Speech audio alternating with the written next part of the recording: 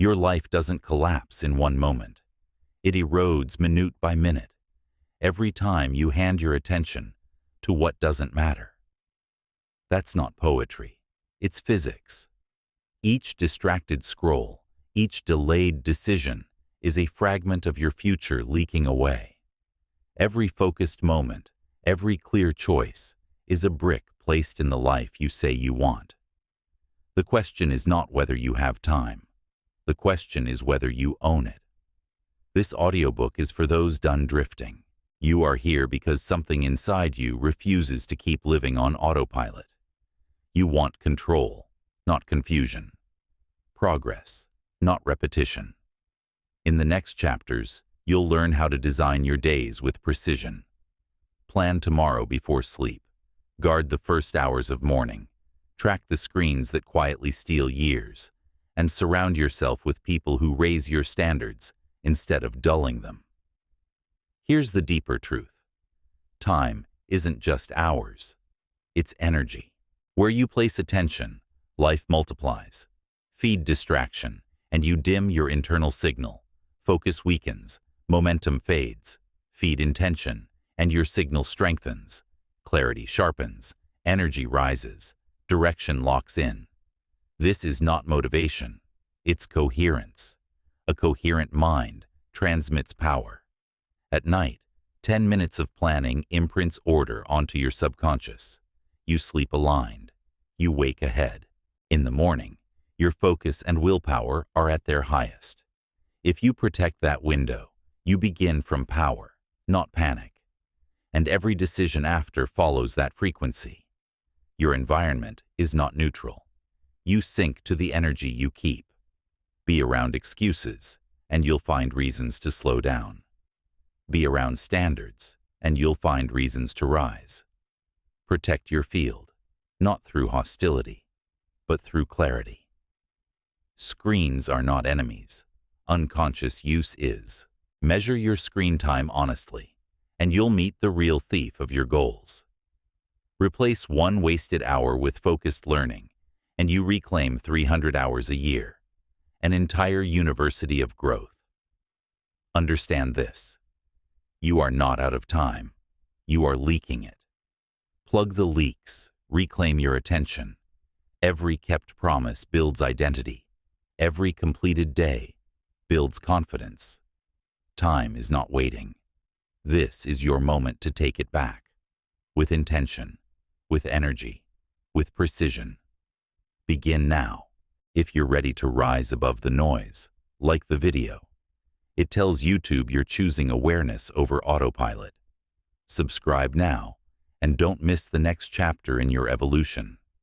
And remember, the deepest transformation belongs to those who stay until the very end. Chapter 1. Plan tomorrow tonight. Direct energy before sleep. When the noise of the day fades and silence begins to stretch across the evening, you stand at a threshold, the bridge between the life you lived today and the one you will live tomorrow. Most people cross that bridge unconsciously. They fall into bed scrolling through fragments of other people's lives, surrendering their last energy to distraction. Then they wake up tired, unfocused, and already behind. But you are not most people. You will learn to shape tomorrow before it arrives. Planning tomorrow tonight is not just about scheduling tasks. It is about directing energy. Every thought you hold before sleep becomes a signal the subconscious mind continues to broadcast while you rest. Neuroscience shows that during the transition from wakefulness to sleep, your brain passes through the alpha and theta wave states, windows of heightened receptivity, where suggestion becomes instruction. When you decide where your time will go before you close your eyes, you are programming your inner field. The mind obeys the last command it receives. Imagine yourself in those final minutes of the day. The room is quiet, the lights soft. You sit with a notebook or digital pad, not to list endless chores, but to anchor the direction of your next sunrise. You ask one question: What is the single most important task tomorrow that moves me toward my highest goal? You write it down, then add 2 or 3 supporting actions that must be completed, no matter what. This practice looks small, but it rewires your brain's decision network. It replaces chaos with clarity. Without this ritual, most people wake into confusion. The mind, still half asleep, searches for direction and latches onto noise, notifications, messages, minor distractions. Hours vanish before true work begins. Yet when you've planned tomorrow tonight, you awaken with certainty. There is no wasted motion. Your focus knows where to go. Your energy, which is your currency of creation, is already assigned to purpose. Science calls this prefrontal priming. Spiritual science calls it alignment. The law is the same. What you program into your consciousness before sleep becomes the architecture of tomorrow's reality. As your body rests, your subconscious rehearses solutions. It connects patterns, resolves obstacles, and awakens you with answers that seem to appear from nowhere. This is not luck. It is energy in motion while you sleep. Think of the contrast between 2 people. One ends the day in chaos, their mind replaying unfinished conversations and unclosed loops. They fall asleep restless, their energy scattered, their body tense. The other ends the day with intention. They review what was done, decide what comes next, and close their eyes with peace. They wake lighter, sharper, and already moving. Same hours, different vibration. One drifts, one directs. If you feel resistance to this practice, remember, planning is not control. It is communication with time itself. You are telling tomorrow, I am ready for you. You are sending a signal of order into the field. The universe, by its very design, echoes the patterns you emit. Disorder attracts more disorder. Intention attracts support. When you close your day consciously, you invite synchronicity instead of surprise. 10 minutes is enough. The key is consistency. Review what worked today and what wasted your time. Observe without judgment.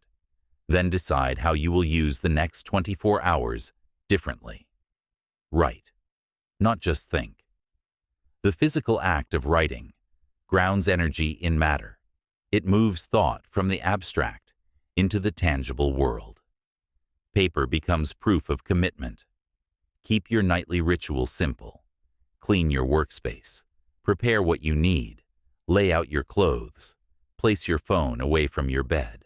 Each small preparation signals closure to your nervous system. You fall asleep faster because your brain trusts that tomorrow is handled. Deep rest follows certainty. Restless nights follow clutter. Some nights, life will not go as planned. Surprises will arrive, tasks will change, energy will fluctuate. That is fine. The goal is not to predict every event. It is to begin each day with direction. Even when reality shifts, your core alignment remains. You move through the day as a creator adjusting course, not as a victim reacting to chaos. Planning tomorrow tonight also redefines your relationship with time. You stop chasing it and start partnering with it. You begin to feel that time is not the enemy rushing past, but the ally waiting for clear command. Each night becomes a quiet conversation with your future self. You are not just managing hours. You are sculpting destiny one evening at a time. There is spiritual power in closure. When you finish the day with awareness, you harvest the lesson, clear emotional residue, and release attachment to unfinished moments. Your consciousness enters sleep lighter, and because energy cannot be destroyed, only directed, you retrieve that energy upon waking, renewed and ready. So tonight, before the light goes out, remember, 10 intentional minutes will shape 10 productive hours. You do not need to control everything. You only need to claim your role as the architect of tomorrow. Sit down. Breathe deeply. Write with clarity. End the day with purpose, and the next day will rise to meet your plan. Plan tomorrow tonight, because the future listens to what you whisper before you sleep. Chapter 2. Use the first hours of morning for important progress. Command, the dawn frequency. The first hours of morning hold a power that few ever use. Before the noise begins, before the world demands your attention, the air itself feels different, lighter, unshaped, waiting for command. Those who master their mornings do not chase success later in the day. They start with it. The quality of your morning decides the quality of your momentum. Biology confirms what the ancients already knew. Your mind is clearest and your willpower strongest after rest. Cortisol, the hormone that helps focus and alertness, peaks naturally within the first hours of waking.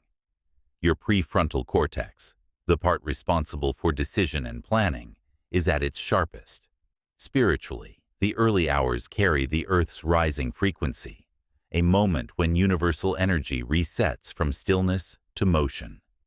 In that transition lies opportunity. Most people squander this window. They wake and reach for their phone, flooding their nervous system with noise before their mind has even centered. They scroll, compare, react, and exhaust their focus before the day truly begins. By noon, their attention is scattered, their spirit dulled. They believe they are tired because they lack energy, but in truth, they are tired because they spent it carelessly. You must treat the first hours of morning as sacred ground, time that belongs to you and to no one else. No messages, no chatter, no digital storms, just you and your purpose. In these hours, your thoughts have more gravity. What you focus on anchors deeper into your subconscious. Whatever you feed your mind at dawn, you carry through the entire day. Ask yourself, what matters most right now? Not what feels urgent, but what builds the life you want. Then give the first hour to that. If your body matters, move. If your mind matters, study. If your dream matters, build. If your peace matters, meditate. Do not fill these hours with what the world demands. Fill them with what your future needs. This is not a motivational slogan. It is alignment with natural law. When the sun rises, its electromagnetic field begins to expand. Your own energy system responds in harmony. You either rise with it through deliberate action, or you resist it through distraction and sluggishness. The world around you mirrors your internal state. Stillness amplifies clarity. Chaos multiplies confusion. Imagine two versions of the same person. One wakes late, checks notifications, moves slowly, and reacts to what comes. Their day becomes a series of small fires to put out, and by evening, they are drained. The other wakes early, sits in silence, reviews their plan, and spends the first hour advancing one meaningful task. They end the day ahead, not behind. Same body, same hours, different alignment with energy. Guard your mornings fiercely. Do not treat them as leftover time. They are the foundation of your strength. If you can master even one quiet hour, you can change the rhythm of your entire life. Start small, 30 minutes earlier than usual. Use that time to create, learn, or reflect. Over weeks, this sacred window becomes the axis around which all progress turns. Neuroscience calls this a keystone habit, a single change that triggers improvement everywhere else. When you accomplish something meaningful in the morning, your brain releases dopamine and serotonin, reinforcing the emotion of success. You begin the day with proof that you can follow through, and that feeling becomes fuel. You carry it into every interaction, every decision, every challenge. Confidence does not appear from nowhere. It grows from kept promises made in the quiet hours before anyone else is watching. There is also a metaphysical principle at play, the law of first energy. Whatever you do first in any cycle, day, week, month, sets the vibration for what follows. The first thought, first action, first decision radiates through the rest, like a tuning fork. If you waste your first hour, you train the universe to expect hesitation. If you use it wisely, you declare readiness, and the field responds with opportunities matching your frequency. Do not confuse early with disciplined. It is not about the clock. It is about the consciousness. Some rise at 5 a.m., others at 8. What matters is that your first conscious hours are protected and intentional. You must be awake before the world claims you. Those who control their mornings control their future. Start your day as if it were a sacred ritual. Wake and breathe before touching any device. Drink water to signal renewal. Review your plan, written the night before. Focus on one meaningful task until completion. Move your body to awaken your system. Each of these steps carries an energetic reason. Breath balances nervous frequencies. Water recharges cellular current. Planning aligns the conscious and subconscious. Focused work channels flow state, and movement grounds energy into the physical plane. When practiced together, they form a morning code, a routine that anchors power into reality. The difference you will feel is immediate. You will notice that problems which once seemed heavy now feel manageable. You will walk into your day calm, decisive, unhurried. While others chase momentum, you begin with it. And when challenges come, you will respond from strength, because you already proved control at dawn. Think of morning as a spiritual contract with yourself. You promise to meet the day with presence, not passivity. The moment you open your eyes, time begins to move, and you decide whether that motion is random or directed. Do not wait for motivation to appear. It is created through motion itself. Once you begin, energy follows. If you want your days to feel purposeful, start them with purpose. Wake in alignment with the rhythm of the universe, the steady pulse of creation that begins anew each morning. Guard the first light as you would guard your most valuable possession, because it is. The day does not decide your destiny. You do, in the first quiet hour, when no one is watching. Command the dawn, and the day will obey. Chapter 3. Limit time with people who slow your growth. Protect your energetic field.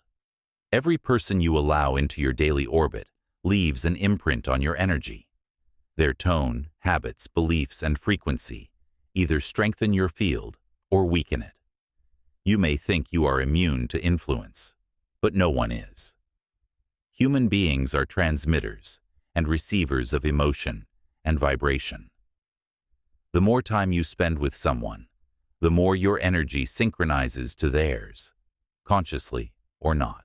Psychology calls it emotional contagion. Quantum science calls it resonance. Both describe the same law.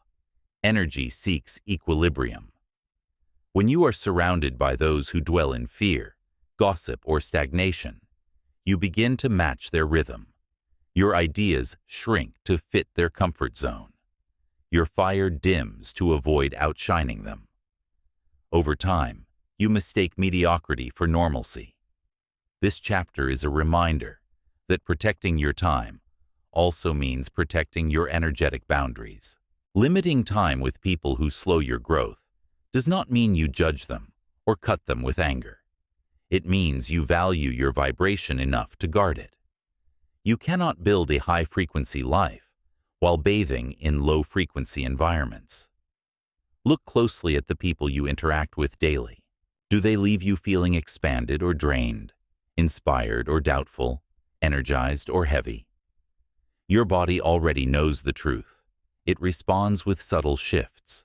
A lightness in the chest when energy aligns, or a tension in the gut when it does not. Learn to listen. Energy never lies. You do not need to announce your boundaries. You live them. Spend more time in environments that challenge and uplift you. Seek people whose standards pull you upward, those who speak solutions, not excuses. The conversations you keep shape the architecture of your mind. When you talk daily with those who grow, you begin to think like them, decide like them, and rise like them. Imagine your energy field as a garden. Each person you interact with plants seeds in that soil. Some seeds grow into clarity, motivation, and strength. Others sprout weeds of doubt, fear, or complaint. Every hour you spend with someone is an act of watering their seed. So ask yourself often, which seeds am I watering? Limiting time does not require isolation. It requires discernment. Some people in your life may not share your vision, and that is fine. You can love them without living at their frequency. Spend less time absorbing their energy and more time stabilizing your own. If you must meet them, family, co-workers, or longtime friends, enter with awareness. Shield your energy by grounding before and after the encounter. Breathe deeply. Set an inner intention. Their state is theirs. Mine remains mine. This conscious separation is not spiritual arrogance. It is energetic hygiene. Just as you wash your body daily, you must also cleanse your emotional field. Prolonged exposure to negativity leaves residue, fatigue, irritability, or self-doubt. You may think it's just a bad day, but often it's borrowed energy. Clear it through silence, nature, movement, or solitude. Understand, loyalty and stagnation are not the same. You can care deeply for people and still refuse to participate in their cycles of complaint. True compassion does not mean carrying their weight. It means modeling freedom so they can see it's possible. Sometimes the best way to help others rise is to rise first. You cannot pull anyone up while standing on unstable ground. The universe responds to your boundaries. When you make space by stepping away from draining connections, new people and opportunities appear who match your elevated frequency. This is not coincidence, it is law. Nature abhors a vacuum. The energy you free becomes a magnet for better alignments. You will face resistance. Some will say you've changed, and they'll be right. Growth always threatens those still clinging to comfort. Remember, their discomfort is not your problem to solve. You are not abandoning them. You are choosing to evolve. Those meant to continue with you will rise to meet your vibration. The rest will fade naturally, without conflict. Your progress depends on the energy you keep. It's simple math. If you spend hours each week surrounded by distraction, negativity, or fear, you lose the frequency needed for clarity and creation. But when you protect your field, every conversation becomes fuel instead of friction. Choose your environment like you choose your food, intentionally. If a person consistently feeds your doubt, reduce your servings. If someone nourishes your courage, stay close. Protect your energy as fiercely as you would protect oxygen, because it is just as vital to your growth. Remember, your time is sacred currency. Each hour you exchange is an investment. Would you invest money in something that constantly loses value? Then why invest time in people who refuse to grow? Be kind, but be selective. Love, but with boundaries. Give, but without draining. The more you limit time with those who slow your growth, the more you expand into your full strength. You will notice your thoughts become clearer, your energy steadier, your goals sharper. Life begins to mirror your upgraded vibration. New opportunities, deeper peace, greater momentum. You do not owe anyone the version of you that fits their comfort. You owe yourself the environment where your potential can breathe. Protect your field. Choose your company wisely. And remember, what surrounds you shapes what becomes of you. Chapter 4. Track your screen. Use and replace waste with learning.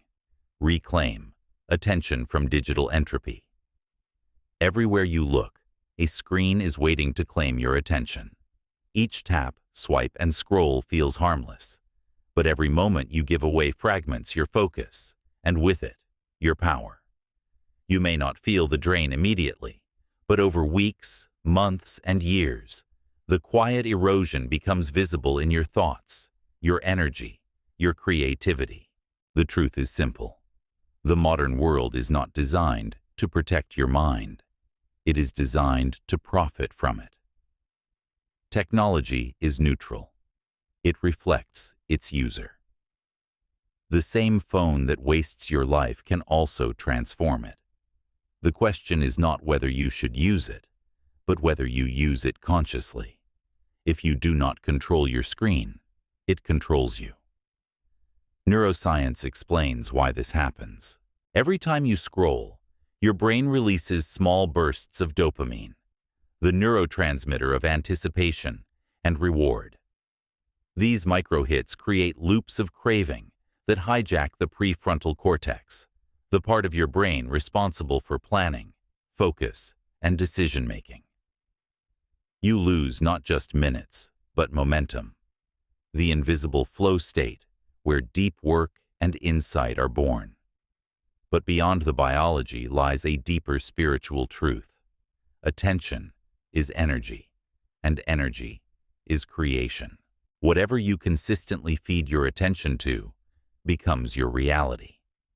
The endless flood of short videos, arguments, and noise doesn't only waste time, it lowers vibration.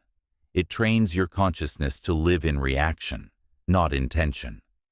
Each scroll tells the universe, I choose distraction over direction. You must reclaim your attention as sacred territory. The first step is awareness. Track your screen use without excuses. Use digital tools or your phone's settings to measure your time accurately. The numbers will shock you. Most people spend 3 to 5 hours a day on their phones. That equals more than 1,000 hours a year.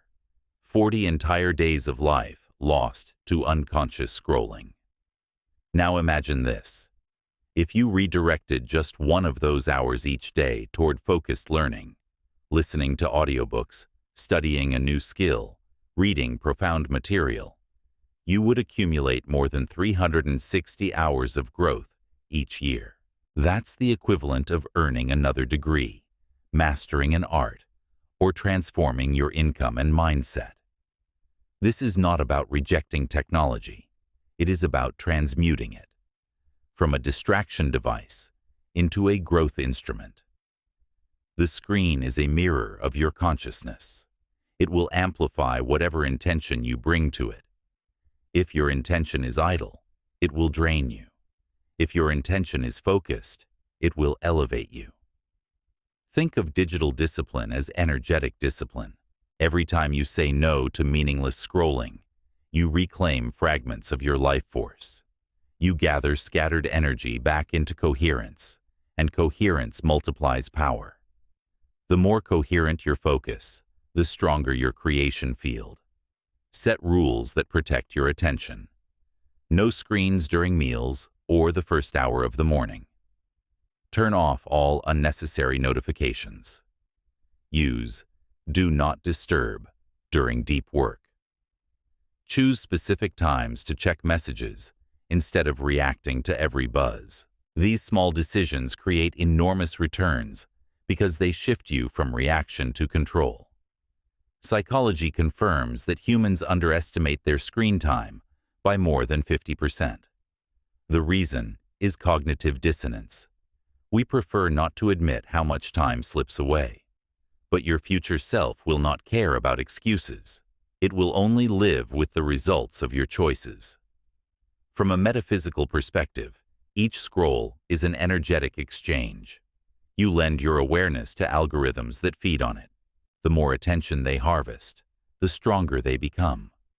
When you reclaim that attention, you weaken the system of distraction and strengthen your own field of creation.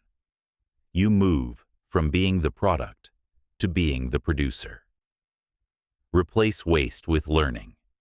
If you must use your phone, fill it with nourishment. Follow pages that teach, podcasts that expand your perspective, and books that elevate your mind. Curate your digital space as carefully as your physical one. Garbage information clutters the mind as surely as junk food clutters the body. Every time you choose education over entertainment, you rewire your brain for growth. You shift from passive consumption to active creation.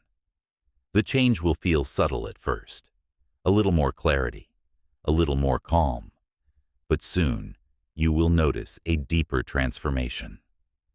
Your attention span lengthens. Your thoughts slow down enough for insight to surface. You start creating instead of reacting. Consider energy flow as a currency. Each app, post, or video you engage with charges a small fee of consciousness. Some return value, wisdom, laughter, connection. Others leave you spiritually bankrupt. Learn to recognize which is which. If an activity leaves you dull, anxious, or empty, it is a withdrawal. If it leaves you inspired or peaceful, it is a deposit. Balance your energetic account. You may notice resistance arise. Your mind will whisper, "Just 5 minutes." That voice is not your intuition. It is addiction, disguised as comfort. Every time you override it, your willpower strengthens. You prove to yourself that you are not a passenger. You are the driver. Your phone is not the enemy. It is a portal. It can connect you to the highest wisdom on earth, or bury you in endless noise. The difference lies in awareness. Conscious use transforms it into a tool for awakening. Unconscious use turns it into a slow anesthetic. Track your use. Replace waste with learning. Reclaim the quiet power of focus. Because the future will not belong to those who have the most information. It will belong to those who can direct their attention toward what matters and sustain it there. Attention is life force. Spend it wisely. Chapter 5. Schedule daily thinking time. Activate the observer mind. Most people live caught in reaction, rushing from one message, one task, one noise to the next, without ever stopping to think. They confuse motion with progress, and activity with purpose. Days blur together, not because life moves too fast, but because they never pause long enough to see what they're truly doing. Without reflection, you can be busy for years and still stand in the same place. Thinking time is not idleness. It is architecture. Every great structure begins with space, the pause before creation. If you never create mental space, you only rearrange chaos. Scheduling daily thinking time is how you reclaim that space, how you move from reacting to designing, from surviving to directing. Science supports this ancient truth. When your mind shifts from constant doing to quiet reflection, the default mode network activates. This neural system helps you connect experiences, find patterns, and generate insight. What seems like stillness is actually the brain's most creative state. Spiritually, this is the moment the observer awakens, the part of you that stands above your thoughts and chooses which ones to keep. 15 minutes of deliberate thinking each day can change the quality of every decision you make. During that time, step away from devices, noise, and demands. Sit quietly with a notebook or your breath. Ask simple but sharp questions. What did I do well today? What drained my energy unnecessarily? What deserves more of my focus tomorrow? What can I let go of entirely? Do not rush to answer. Let the silence speak. Thoughts will settle like dust in still air. At first you may feel restless. The mind will reach for distraction. But with practice, that restlessness fades. Beneath it, clarity begins to surface. Ideas you've been chasing for weeks suddenly connect. Emotions you didn't understand reveal their message. This is your consciousness untangling itself. The spiritual law mirrors the psychological one. Energy flows where awareness goes. When you think consciously, you are redirecting the current of your life. Without reflection, energy leaks through repetition. You repeat the same mistakes because you never study them. With reflection, energy consolidates into wisdom. Every insight saves you from future errors. Daily thinking time prevents impulsive decisions. It gives you distance between stimulus and response. Instead of reacting from habit, you respond from perspective.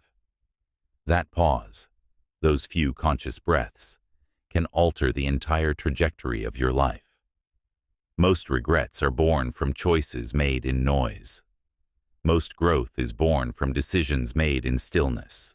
You can schedule your thinking time anytime, but the two most powerful windows are early morning, before the world intrudes, or evening, after the noise settles. Guard it like an appointment with your higher self. This is not optional time. It is sacred maintenance. Just as you charge your devices, you must recharge your clarity. Writing during this time magnifies its power. Thought written becomes thought refined.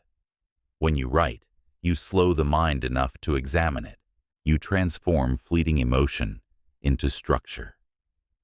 Over time, these pages become a mirror of your growth, a record of how you turned confusion into understanding.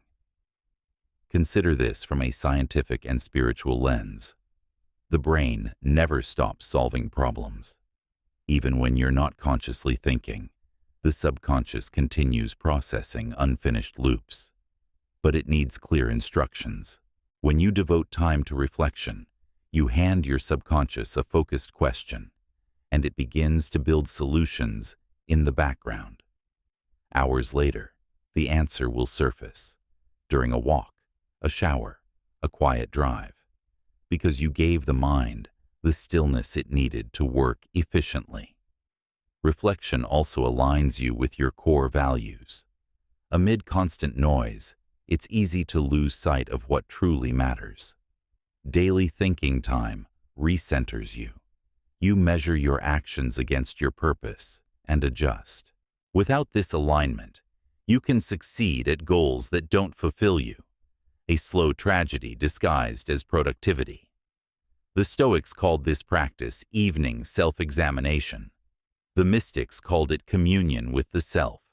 The scientists call it metacognition. Different words, same principle. Awareness transforms chaos into order. The act of thinking consciously is the bridge between the mind and the soul. You will notice over time that your emotions stabilize.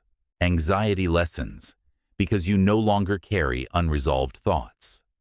When you set aside time to think, you unload mental clutter before it accumulates. This lightness is not weakness. It is clarity. It is you moving through life with clean energy, free of residue. If you want to see the power of reflection, look at your past mistakes. How many could have been avoided if you had paused to think before acting? How many hours, years, or relationships could have been saved? One deliberate pause per day might have rewritten entire chapters of your life. The cost of reflection is minutes. The cost of neglecting it is decades. Remember, thinking is not about overanalyzing. It's about observing. When you think consciously, you stop identifying with every emotion and begin to witness it. You move from "I am angry" to "anger is moving through me." That shift is liberation. You are no longer trapped in reaction. You are directing energy instead of being directed by it. So schedule your thinking time. Defend it from interruption. Let that silence become your teacher.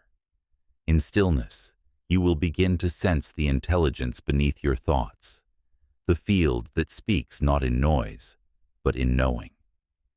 15 minutes of true reflection can accomplish what hours of frantic effort cannot. It doesn't just make you smarter, it makes you aligned. And from alignment, all wise action flows. Think deliberately. Observe without judgment. Direct your awareness as you would direct light. Precisely, gently, and with purpose. Because light without focus is a glare, but light focused becomes power. Chapter 6. Set deadlines for tasks to avoid endless delay. Turn potential into motion. Procrastination is not laziness. It is energy without direction. It is the quiet decay that happens when potential builds but never moves. You tell yourself you will start soon, but soon never arrives. The mind loves comfort, and without boundaries, it expands comfort into forever. The days blend, momentum fades, and you confuse waiting for readiness with preparation. The truth is that waiting does not make you ready. Action does. Readiness is built through friction, not fantasy. The bridge between thought and result is commitment, and deadlines are the architecture of that bridge. A deadline transforms a wish into a decision. It tells your mind, "This will exist by this time." And once that statement is made with conviction, energy begins to organize itself around it. Human psychology proves it. When time limits are set, the brain releases norepinephrine and dopamine, chemicals that sharpen focus and drive completion. Energy concentrates because the mind senses urgency. Without that structure, energy diffuses into endless hesitation. You may spend weeks circling a single idea because nothing tells you when to stop thinking and start building. Think of the universe as a field of potential energy, and you as the conductor. Every intention you hold sends a vibration into that field. A clear deadline acts as a pulse that draws possibility into form. Without it, the field remains dormant. Cosmic laws mirror practical ones. Pressure creates clarity, and clarity creates motion. When you set deadlines, you create gravitational pull for your goals. The moment you decide, "This task will be done by Friday," your focus shifts. You see distractions for what they are, leaks in your energy field. You begin to act not out of stress, but alignment. Each small action becomes part of a larger rhythm, guided by that commitment. Do not fear pressure. Pressure is creative. A seed only grows when the shell breaks under pressure. Your ideas are the same. Deadlines are not restrictions. They are incubators of transformation. They convert raw inspiration into measurable results. You must, however, make them real. A vague, "I'll finish soon," carries no vibration.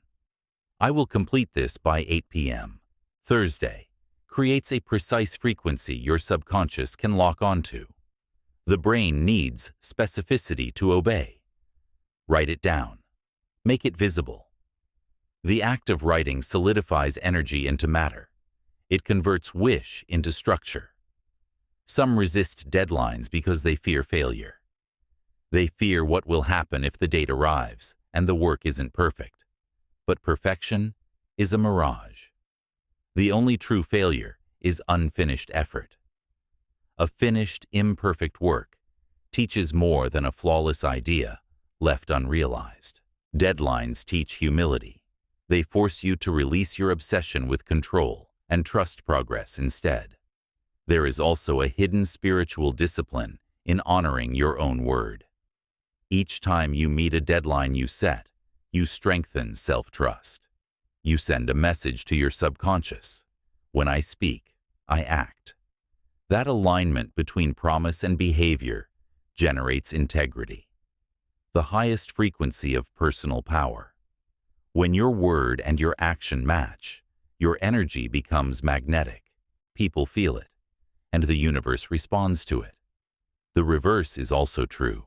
Every time you break your own commitment, even quietly, you erode that trust. You teach your mind that your promises are flexible, your standards negotiable. Over time, you stop believing yourself, and doubt begins to cloud every goal. Deadlines are not only about tasks, they are about identity. To use this practice effectively, break large visions into smaller, clear timelines. The human mind thrives on achievable increments. If your goal feels too far away, divide it.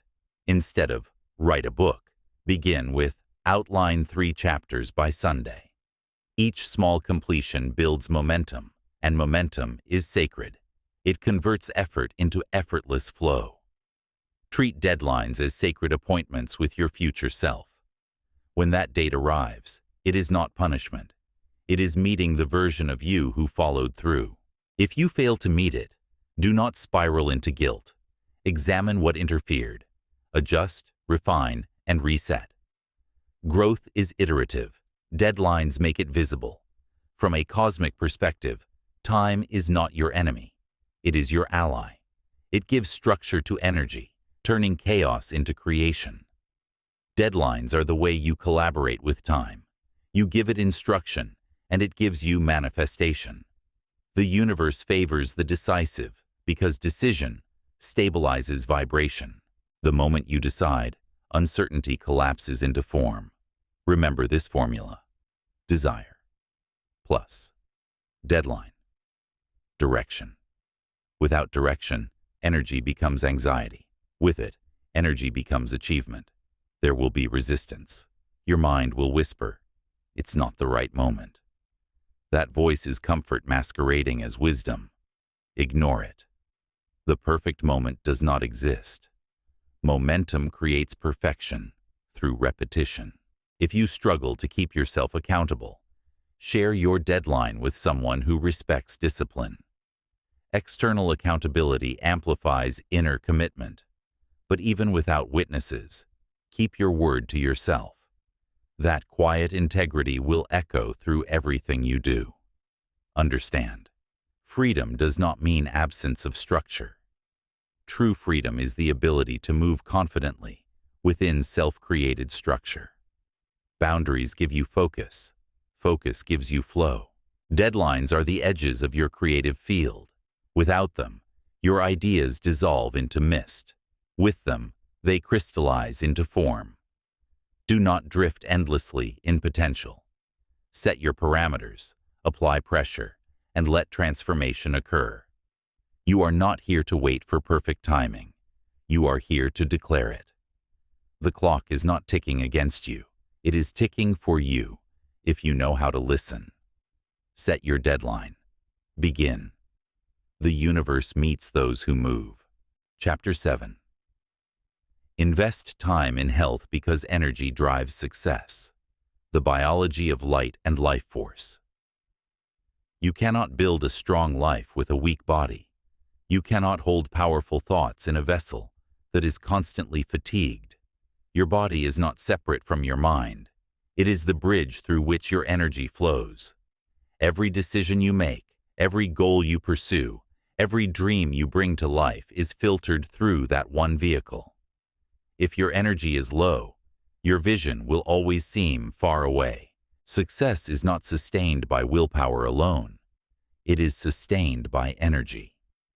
You can have discipline, clarity, and purpose, but without health, your capacity collapses. The law is simple. Your outer progress can never exceed your inner voltage. Most people treat their body as something to fix only when it breaks. They chase mental breakthroughs while ignoring the physical foundation that allows them to exist. But the most powerful minds, scientists, mystics, creators, athletes, understand one truth. Energy precedes thought. The state of your body determines the quality of your consciousness. From a biological view, your cells are small engines of light. Mitochondria, the power plants within every cell, convert oxygen and nutrients into energy. ATP, the spark of life. When you nourish and rest properly, those engines hum smoothly. When you neglect them with poor food, stress, or sleep deprivation, they sputter and dim. You don't lose motivation, you lose voltage. From a spiritual view, your body is a vessel of life force, or prana, chi, ki, whatever name you choose. This force vibrates through breath, movement, and awareness. The higher your vitality, the clearer your connection to intuition, creativity, and focus. Illness or exhaustion is not just a physical state. It's an energetic signal that your rhythm with life has fallen out of tune. To build anything meaningful, you must first stabilize your energy. Begin with the basics that most ignore. Sleep. Deep, consistent rest is not laziness, it's regeneration. During sleep, your brain clears toxins, consolidates memory, and resets hormonal balance. Cutting sleep is cutting power. Nutrition. Food is frequency. Natural, living foods, fruits, vegetables, clean proteins, carry light that your cells recognize. Processed food, filled with chemicals and stress energy, dulls your vibration. Eat what brings life, not just flavor. Movement. The body is designed for motion. Exercise is not punishment. It's maintenance for the energy circuit. When you move, you pump oxygen, release endorphins, and remind your body it's alive. Stagnation breeds anxiety. Motion releases it. Breath. Most people breathe shallowly, starving their cells of oxygen. Conscious breathing floods the body with life force and calms the nervous system. Before reacting to stress, breathe deeply and reclaim control. Each of these practices seems simple, but their impact compounds. The more energy you generate, the easier every other discipline becomes. Focus sharpens, creativity flows, discipline feels natural, not forced. You stop dragging yourself through the day and start moving with momentum. There's also an energetic intelligence in the body that modern science is only beginning to understand. Your gut, heart, and brain communicate constantly through electrical and magnetic signals. When your system is balanced, through clean habits and mindfulness, those signals harmonize. You feel centered. Decisions come easily. You trust your intuition because your entire organism is coherent. When neglected, that coherence fractures. You wake tired, crave stimulants, and live in cycles of burnout. You mistake exhaustion for lack of motivation. But motivation cannot exist where the body is begging for rest.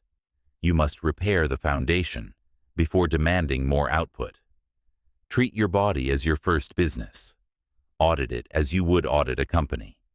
What fuels it best? What drains its reserves? What maintenance has been delayed? This is not vanity. It's responsibility.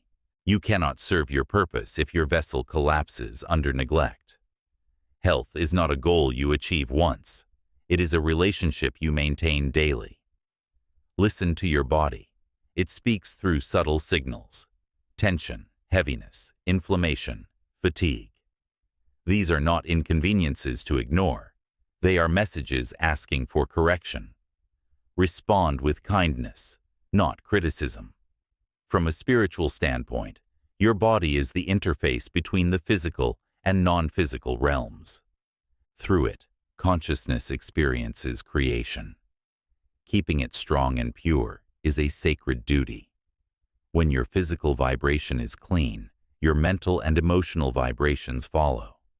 You begin to think more clearly, attract better situations, and move through life with grace. When you eat with awareness, you absorb not just nutrients, but gratitude. When you sleep peacefully, you align with the rhythm of the universe.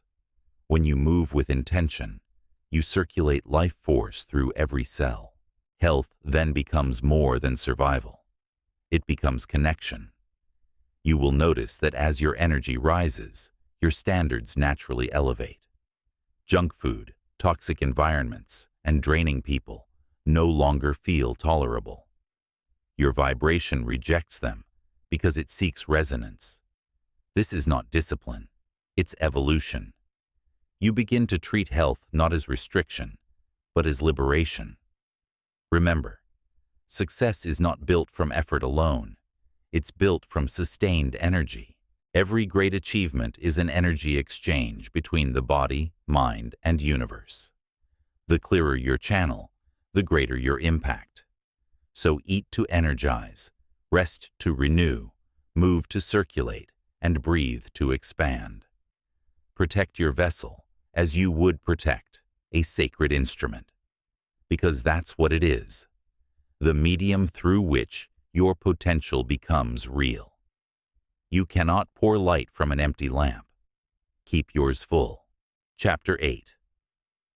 Choose weekly goals that move life forward. Align micro-action with macro-intention. You don't build a life in years. You build it in weeks, 7 days. That's the unit in which all great transformation happens. It's long enough to make progress, short enough to stay accountable.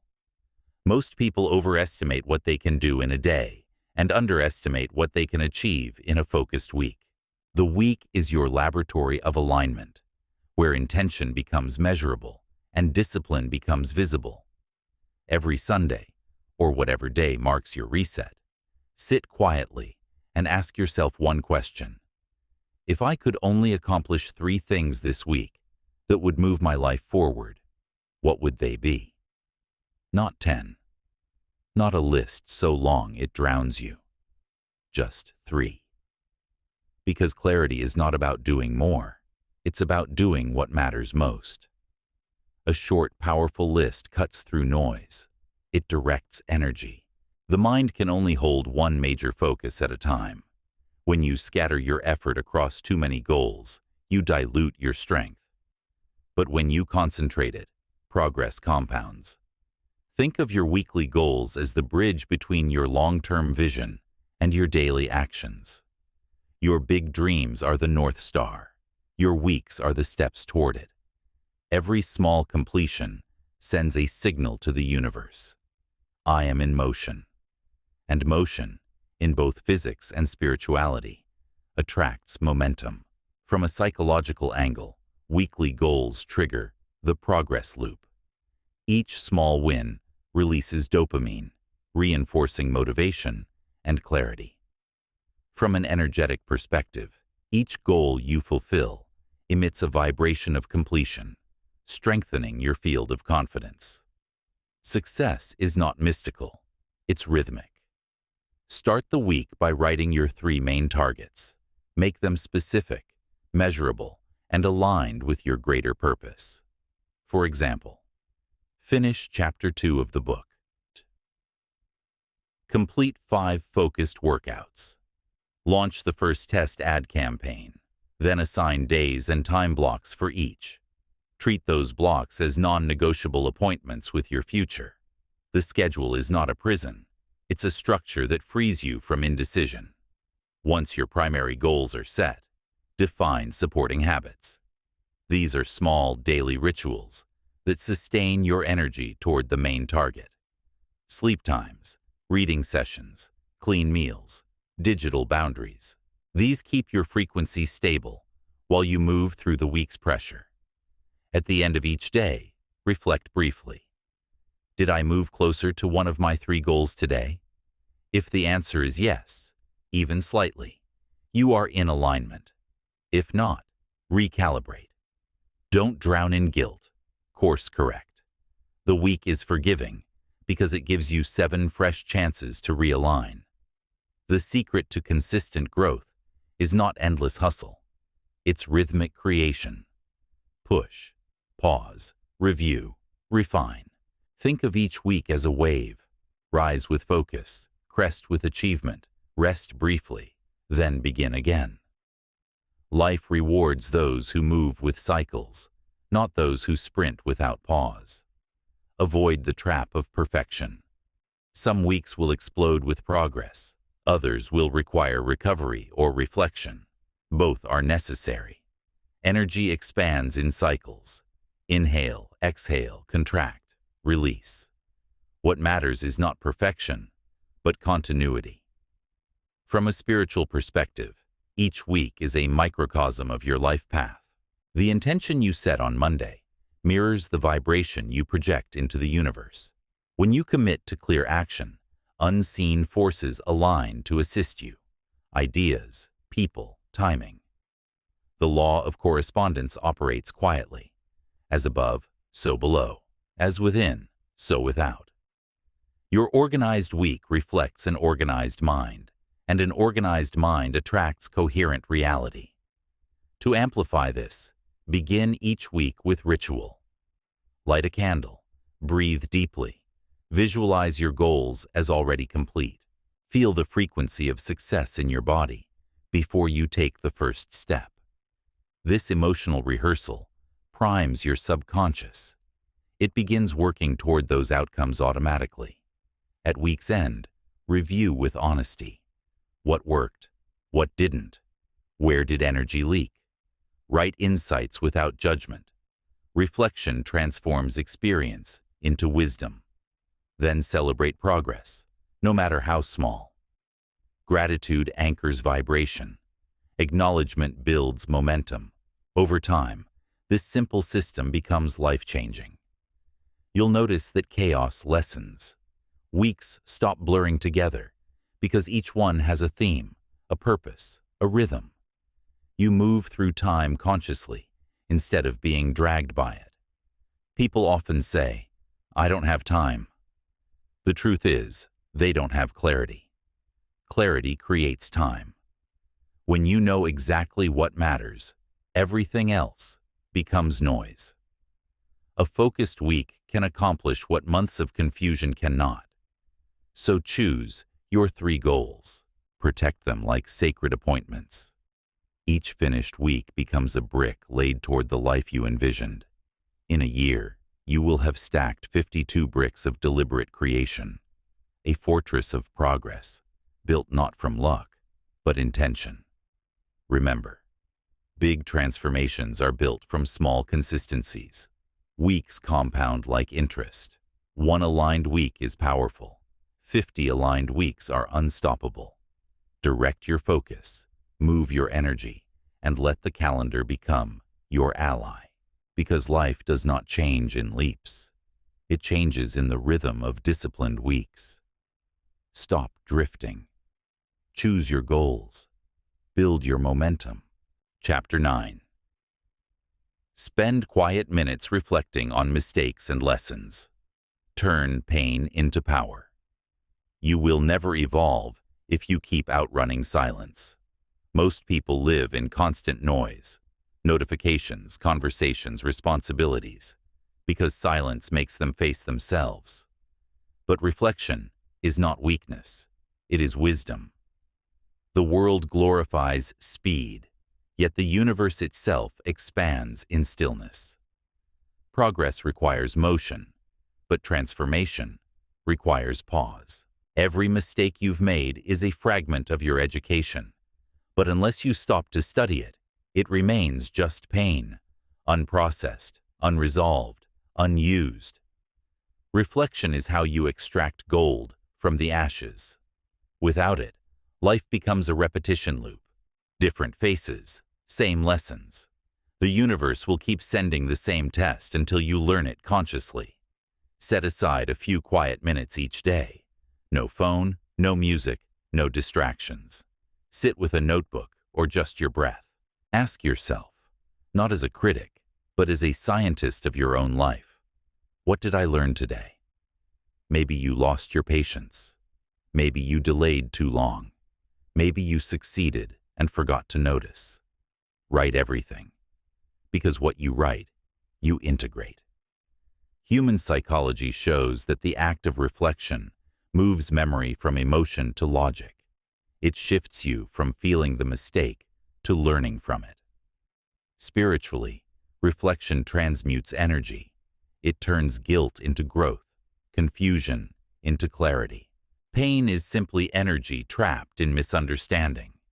When you understand it, it releases, and your vibration rises. Most people avoid reflection because it hurts to look. They think avoidance protects them. But avoidance is decay. Ignored lessons rot into regret. Facing them, however, is liberation.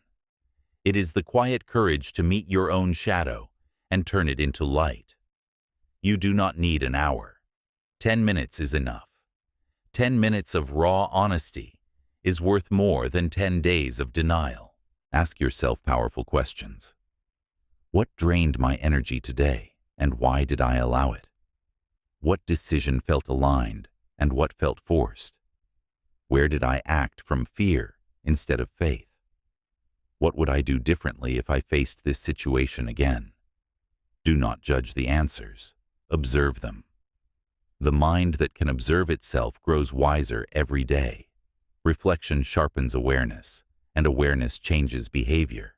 You cannot fix what you refuse to see. From a cosmic perspective, every mistake is neutral. It carries no moral weight until you assign meaning to it. The universe is not punishing you. It is educating you. You incarnate to learn, and mistakes are the curriculum.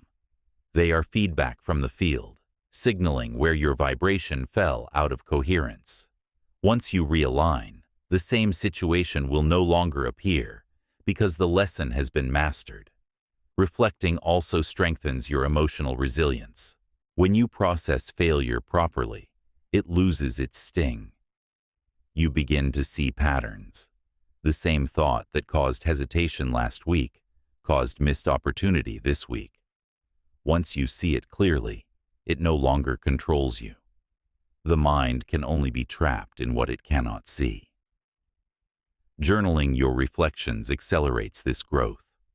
Written words anchor intangible experiences into tangible form. Over months, your journal becomes a mirror, showing the evolution of your consciousness. You'll notice your entries shifting from pain to power, from reaction to response.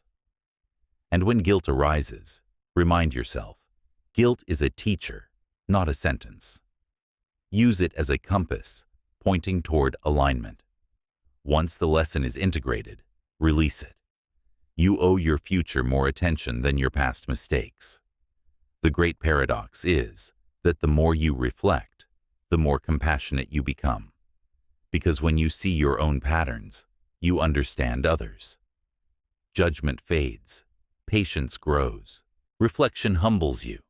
It reminds you that everyone is learning. From a neurobiological view, reflection activates the prefrontal cortex, the part of the brain responsible for empathy and long-term thinking. This is why thoughtful people make better leaders. They pause before reacting. They think before speaking. They grow instead of repeating. Think of reflection as emotional hygiene. Just as you shower daily to cleanse the body, you must reflect daily to cleanse the mind. Without this cleansing, unprocessed thoughts build into tension, resentment, anxiety. Reflection resets your frequency to neutral, allowing creativity and peace to flow again. Before bed, take those few minutes of silence. Breathe deeply. Replay the day with detachment, like watching a movie.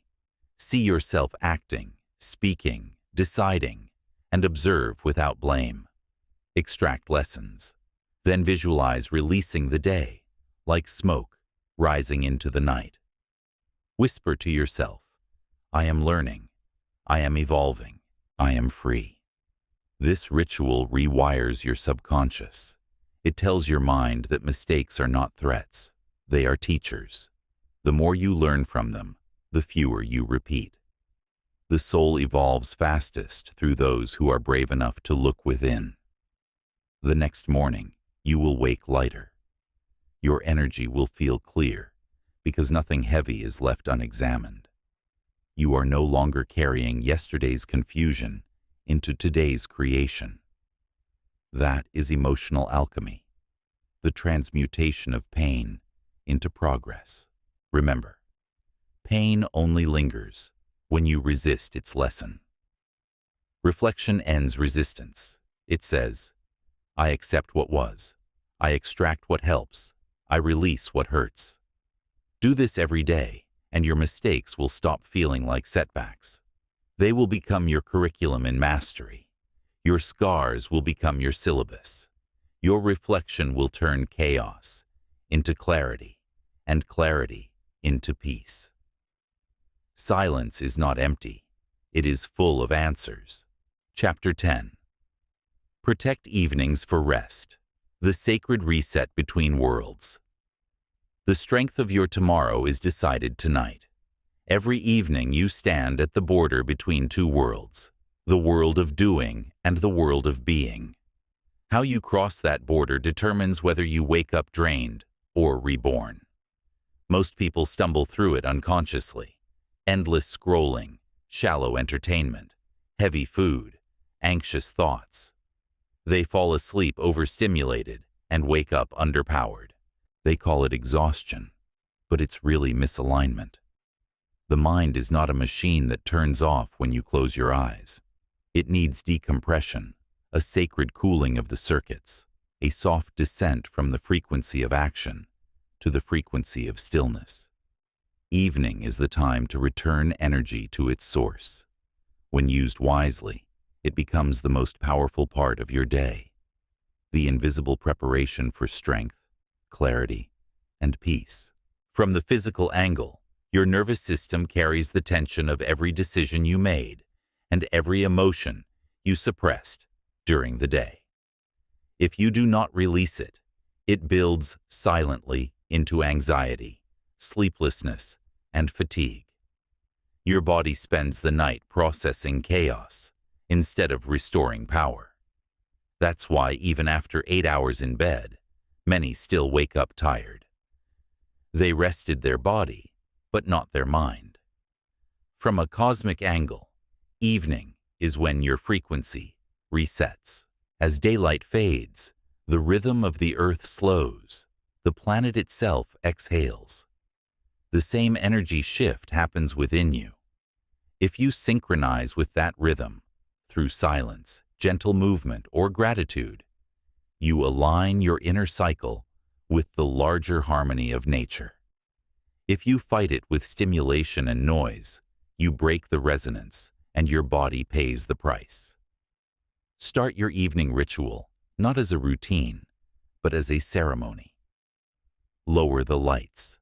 Put away screens at least 30 minutes before bed. Light a candle or burn incense, signals to your subconscious that the work of the day is ending. This sensory shift tells your brain, it's safe to rest now. Eat light, so your body isn't digesting while it should be repairing. Avoid caffeine or alcohol that hijack your circadian rhythm. Drink water to cleanse. Then reflect, not to overthink, but to empty the mind. Write down unfinished tasks so they no longer circle your thoughts. The page will hold them. You don't have to. This small act of release is spiritual hygiene. You tell your mind, you've done enough. I will continue tomorrow. That one sentence can change the quality of your sleep. Another practice. Gratitude. Before bed, name 3 things you appreciated today, no matter how small. Gratitude recalibrates your frequency to abundance, dissolving the stress accumulated from control and comparison. It turns ordinary evenings into portals of peace. Science now supports what ancient wisdom already knew. Quality sleep is the foundation of every form of success. During deep rest, your brain reorganizes information, repairs neurons, balances hormones, and strengthens your immune system. It's not downtime. It's sacred maintenance. Neglecting sleep is like refusing to recharge a divine instrument while expecting it to perform miracles. Think of your bed as a temple. Enter it with respect. Leave your phone outside. Leave arguments outside. Leave ambition outside. Only peace belongs there. When you treat rest as holy, your body rewards you with vitality. Spiritually, every night is a micro-death, and every morning a rebirth. When you sleep, consciousness leaves the dense frequency of matter and travels the subtle planes, reorganizing experiences, downloading insights, reconnecting with the field of creation. Dreams are not random. They are data from a higher server. But if your mind is too noisy, that connection cuts out. You wake with confusion instead of clarity. Protecting your evenings means protecting that connection. To restore this sacred cycle, dim your lights at the same hour each night. Avoid arguments or stressful discussions after sunset. Replace screens with pages. Read something nourishing, not numbing. Stretch or meditate lightly to signal relaxation. Visualize releasing the day's energy, like setting down a heavy bag. The purpose is not perfection, it's transition. You are teaching your body that stillness is safe, that rest is productive, that silence is medicine. Over time, you'll notice the effects. Your mornings feel lighter, your thoughts clearer, your emotions steadier. You no longer wake chasing momentum. You wake already in alignment. The more intentional your evenings become, the less chaos your days will carry. Understand this truth. Your evenings are not the leftover hours after work. They are the prelude to your next evolution. Every night, you are either draining or building the energy you will use tomorrow. You are either closing your day in disarray or preparing your next in strength. So make a choice. Guard the gateway between worlds. Honor the silence after sunset. Treat your rest as sacred, because it is the root of all power. When you protect your evenings, you protect your future. Chapter 11. Master your mornings. Command the energy that creates your day. How your day begins decides how it unfolds. Morning is not just a time of day. It is the daily resurrection of your power. Every sunrise is an invitation. Will you rise consciously or by habit? The way you answer determines whether you lead your life or repeat it. Most people wake up reacting. The alarm rings. They grab the phone, scroll through other people's lives, absorb noise before they've even met their own silence. Their first thoughts are borrowed. Their first emotions are dictated by algorithms. And before they've even stood up, their mind is already divided, focus scattered, energy leaking. But a morning designed with intention is a declaration of sovereignty. It says, "This is my mind. This is my energy. This is my day." From that place of command, life stops happening to you and begins responding through you. From a psychological view, the mind is most malleable within the first 30 minutes after waking. The brain moves from delta, sleep, to theta, subconscious openness, to alpha, awakened awareness. In that transition, you are most suggestible, which means whatever you feed your consciousness at dawn becomes the emotional tone of your entire day. Waste it on fear, gossip, or distraction, and you invite confusion. Use it to focus, visualize, and breathe, and you program clarity. From a spiritual view, morning is when the veil between the physical and energetic realms is thinnest. The light carries renewal. When you align your breath and attention with that frequency, you draw cosmic intelligence into your body. You don't have to chase inspiration. You become it. Your morning does not need to be complicated. It only needs to be conscious. Begin with stillness before the noise intrudes. Sit, breathe deeply, and remember where you are. Alive, capable, and free. Gratitude here is not cliché. It's alignment. To give thanks is to tune your vibration to receiving more. Then move your body. Motion awakens not only muscles, but awareness. It's how you tell your biology, we are alive, we are ready, we are creating. Whether you stretch, walk, or train, the goal is not exhaustion, it's activation. Next, feed your mind before the world feeds it for you. Read something that reminds you of who you are becoming.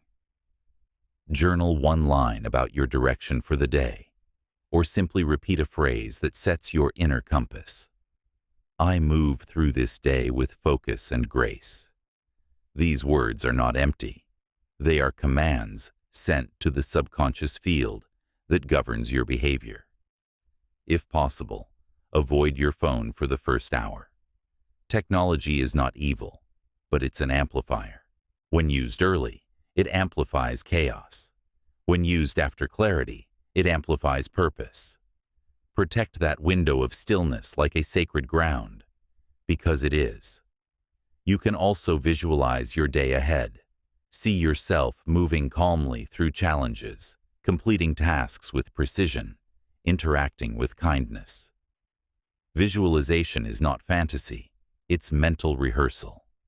The brain cannot distinguish vividly imagined success from real experience. Each morning, visualization wires new circuits of confidence. Think of your morning as spiritual architecture. You are building an invisible structure, a vibration strong enough to carry the weight of the day. The moment you step outside, the world will test it with noise, demands, opinions. But if your foundation is set, nothing shakes you. Morning also carries a deeper symbolic meaning. In many ancient traditions, dawn represented rebirth, the return of consciousness to the body after a night of dissolution. Each morning, you are given a blank page, cleansed of yesterday's failures and heavy stories. The question is, will you write something new or copy the same paragraph again? To master your mornings, design them with rhythm. Wake at the same time. Align with the sun if you can. The light synchronizes your circadian rhythm and hormones. Drink water before caffeine. Breathe before words. Move before work. Reflect before reaction. If you live in a noisy world, create a pocket of silence inside it. Even 10 minutes of mindful stillness at dawn can recalibrate an entire day. Because power is not in the number of hours you have. It's in the energy you bring to each. When you make mornings sacred, life becomes structured around your strength instead of stress. You no longer chase motivation. You generate it. You no longer wish for peace. You practice it. The morning becomes your daily training ground for mastery, mental, emotional, and spiritual. And remember, mastery is not perfection. Some mornings will feel heavy, others luminous. Still rise, still breathe, still claim your light. The discipline itself is the victory. The world begins to bend toward those who meet it awake. So tomorrow, when the first light breaks through your window, let that light remind you. You are the architect of this day. Don't waste your rebirth. Command your morning, and you command your life. Chapter 12. Create sacred boundaries. The art of protecting your energy field. Every human being lives inside an invisible field of energy. Your aura, your atmosphere, your vibration. It's not mystical poetry. It's physics. Every thought, emotion, and interaction generates an electromagnetic pulse, measurable by science and felt intuitively by others.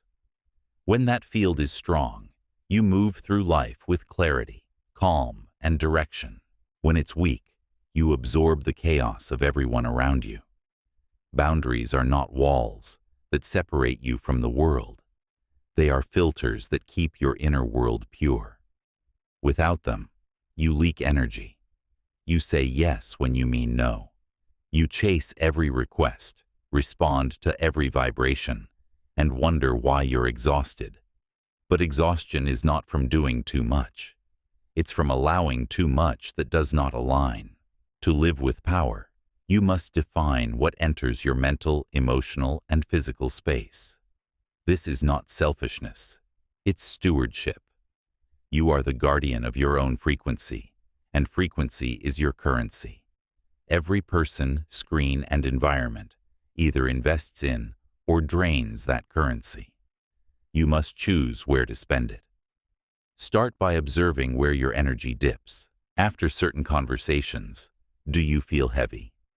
After scrolling through certain feeds, do you feel anxious? After helping certain people, do you feel empty? Those are not coincidences. They are energetic signals showing you where your boundaries have been breached. In neuroscience, this is known as the attentional filter. Your brain has limited bandwidth, roughly 120 bits per second of conscious processing capacity. Every text, every worry, every emotional demand consumes a piece of that. Boundaries are how you manage this bandwidth. Spiritually, it is the same principle. What you give attention to, you feed with energy. What you withdraw attention from, you allow to dissolve. Begin creating sacred boundaries by clarifying your values. Ask yourself, what truly matters to me right now? Is it health, focus, creativity, peace? Once you know that, every boundary becomes a natural extension of self-respect. You no longer say no out of guilt. You say no out of clarity. You are not rejecting others. You are protecting your capacity to serve them better later. Communicate boundaries calmly but firmly. You do not need to justify your peace. Energy is language. People feel the conviction beneath your words. When you stand in truth, you do not need explanation. On a practical level, establish boundaries with time and technology. Turn off notifications that hijack your attention. Schedule blocks for deep work, rest, and solitude. Guard your mornings and evenings from external intrusion. Do not let the world's urgency dictate your rhythm. Urgency is contagious, and it spreads like a virus. Set emotional boundaries too. Stop giving advice to those who never act on it. Stop absorbing the pain of people who refuse to heal. Compassion does not mean carrying someone else's burden. It means holding space without losing your balance. You can care deeply without drowning. From a cosmic perspective, boundaries are frequency gates. Every time you say no to misaligned energy, you tell the universe, I am ready for higher resonance. You clear space for relationships, opportunities, and ideas that match your vibration. Life responds not to need, but to signal, and your boundaries are that signal. Many people fear that setting boundaries will make them lonely, but loneliness often comes from being surrounded by people who cannot meet you energetically. True connection thrives only where mutual respect exists. When you strengthen your boundaries, you may lose a few superficial attachments, but you gain alignment, serenity, and self-trust. Think of yourself as a temple. Not everyone can enter at any time. Entry requires intention and respect. The temple does not apologize for its walls. Those walls preserve its sanctity. Likewise, your boundaries preserve your focus, your purpose, your essence. As you grow spiritually, your sensitivity will increase.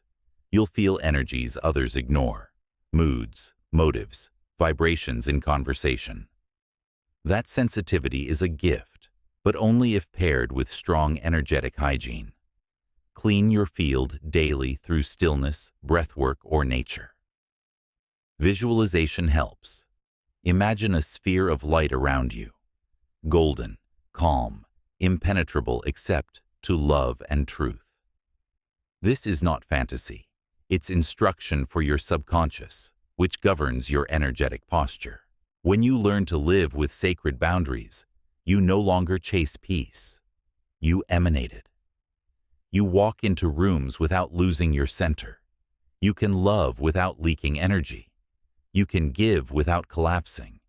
You become a steady frequency in a fluctuating world. Remember, power is not the ability to control others. It is the discipline to control your space. Every no you say to distraction becomes a yes to your evolution. Every boundary you enforce becomes a declaration that your life is worth protecting. Hold your field with grace. Let your energy speak before your words do. Because in the end, the quality of your boundaries determines the quality of your life. Chapter 13. Eliminate distraction. Train the mind to obey your purpose. The modern world is a battlefield for your attention. Every sound, every notification, every flash of color on a screen is a tiny soldier fighting to claim a piece of your consciousness. Most people have already lost the war. They do not even realize their focus is being auctioned off by the minute. They live fragmented, pulled in 100 directions, wondering why they feel anxious and unfulfilled. Distraction is not just a bad habit. It is the silent thief of destiny.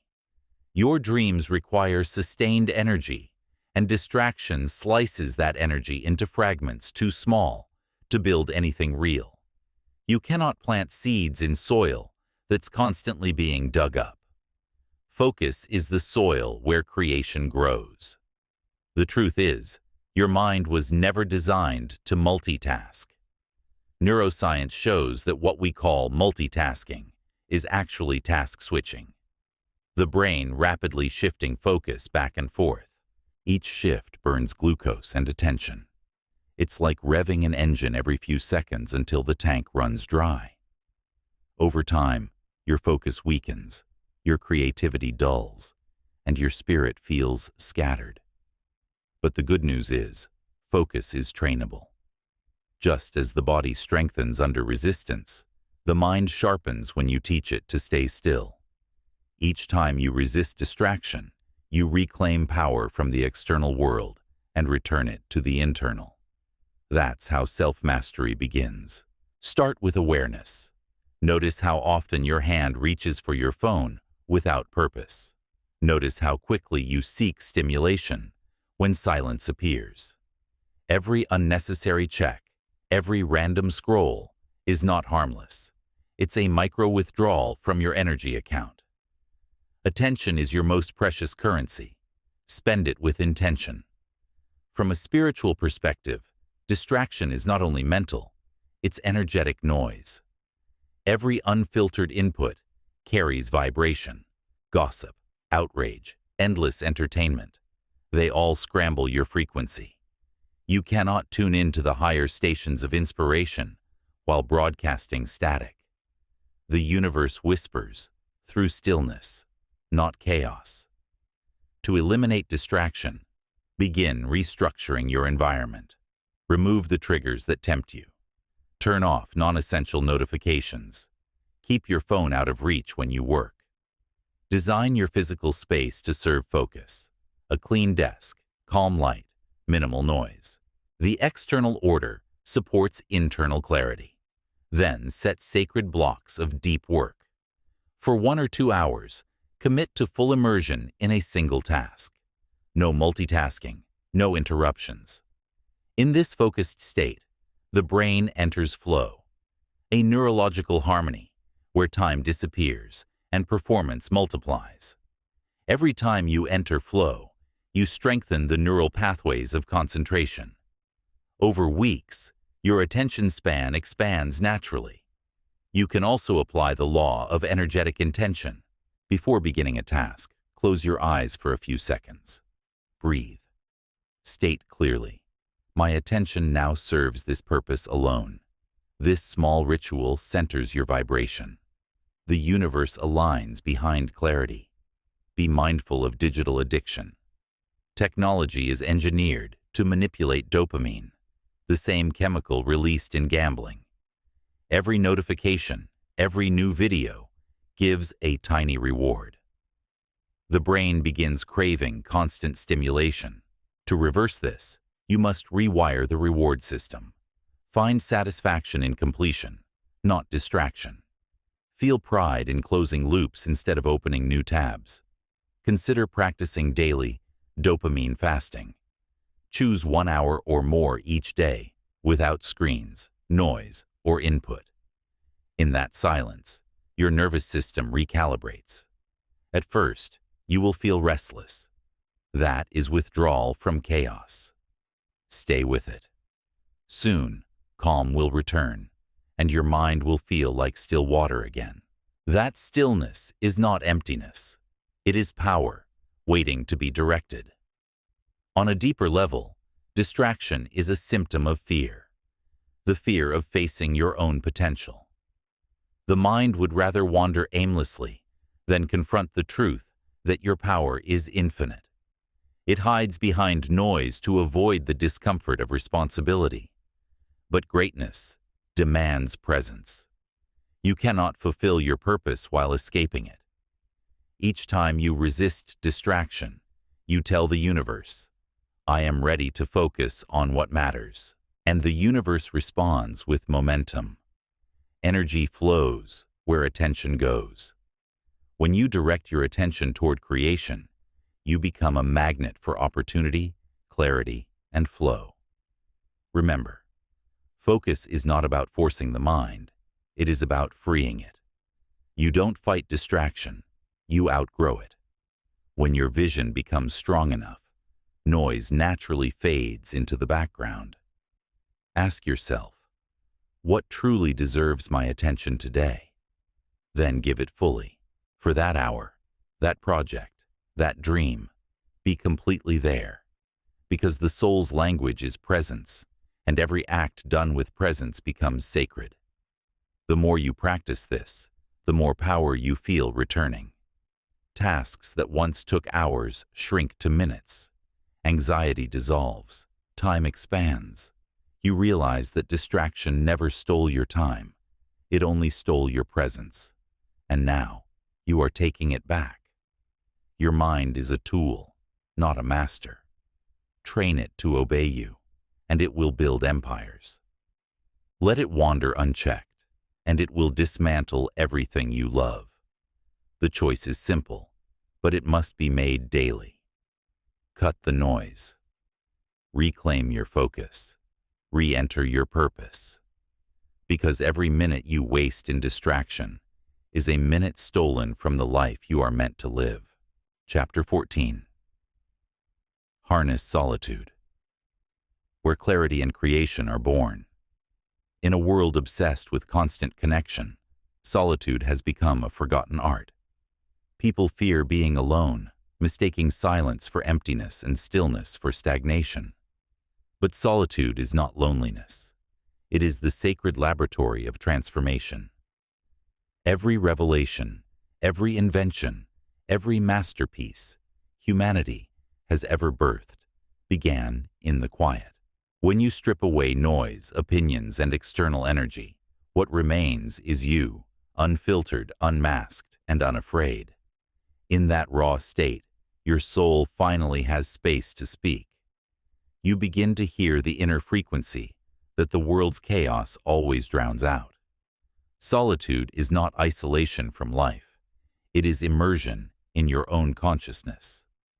From a psychological lens, solitude strengthens emotional regulation and creativity.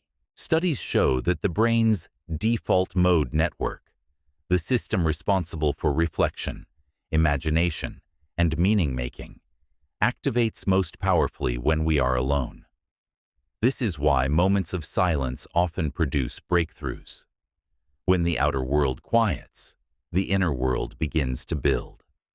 From a spiritual lens, solitude is communion with the infinite. In silence, you remember that you are not separate from the universe. You are the universe experiencing itself through this body, this mind, this time. Solitude allows you to realign with that truth. It removes distortion and brings coherence to your field. You become like a still lake, reflecting higher wisdom without ripples of distraction.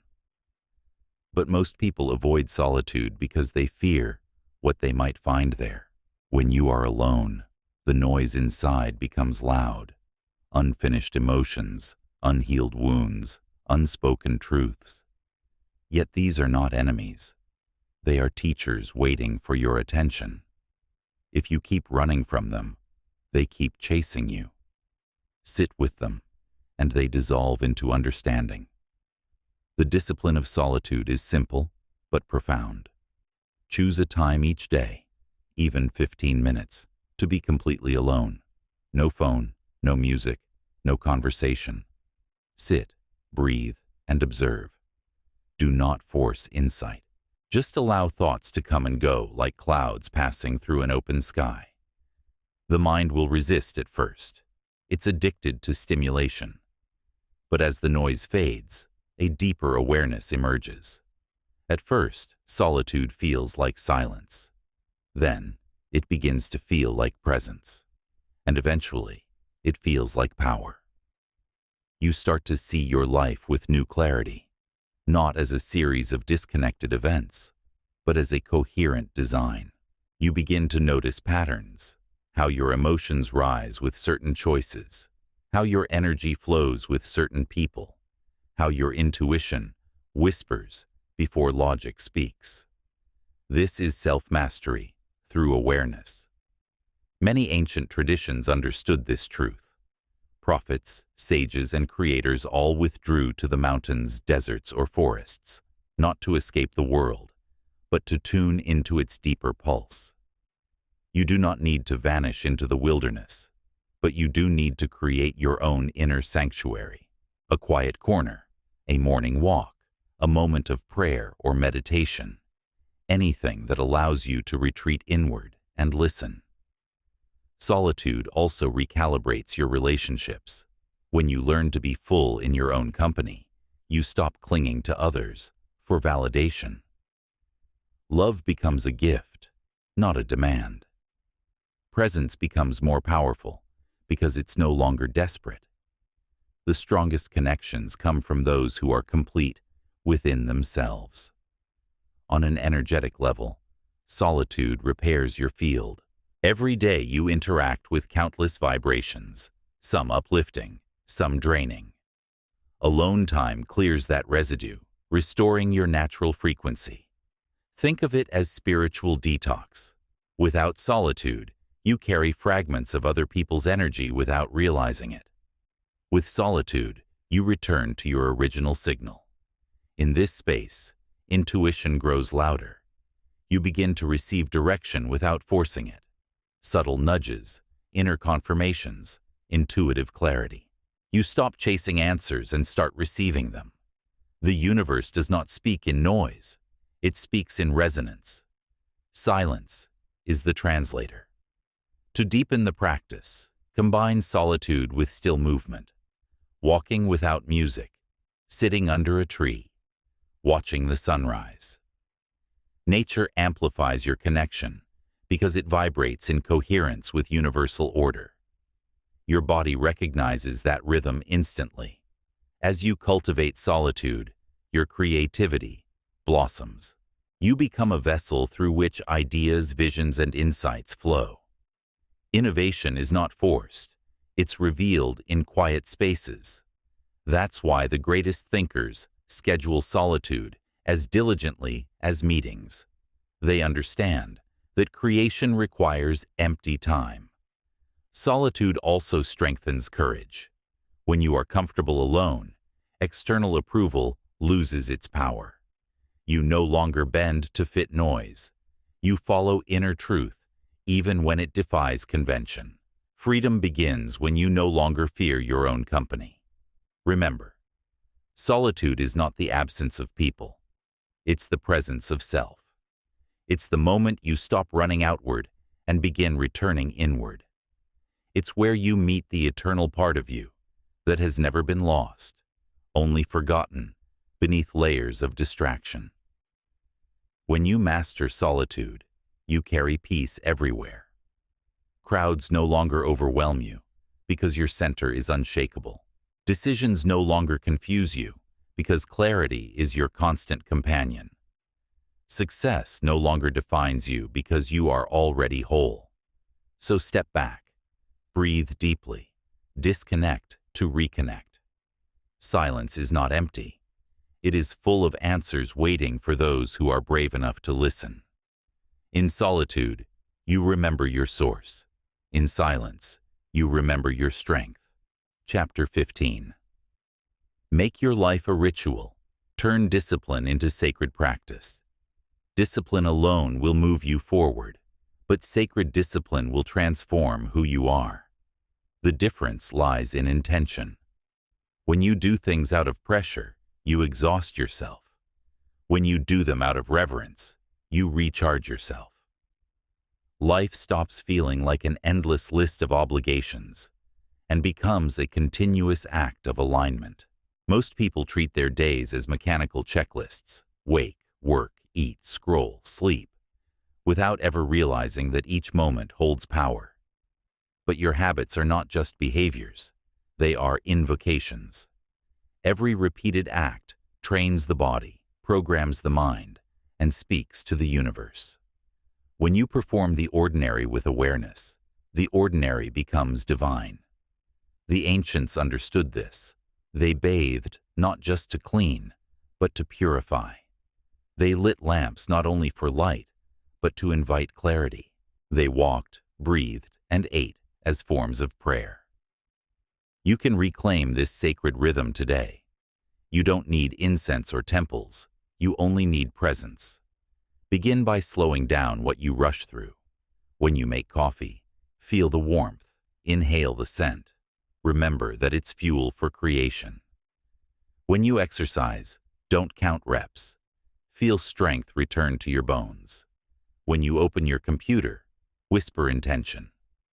May what I create today serve purpose. These micro acts rewire your nervous system from survival to creation. This is what it means to make your life a ritual. It's not about adding new routines. It's about infusing your existing ones with consciousness. Every movement becomes communication with energy. The mundane becomes meaningful. From a neurological standpoint, rituals stabilize the brain.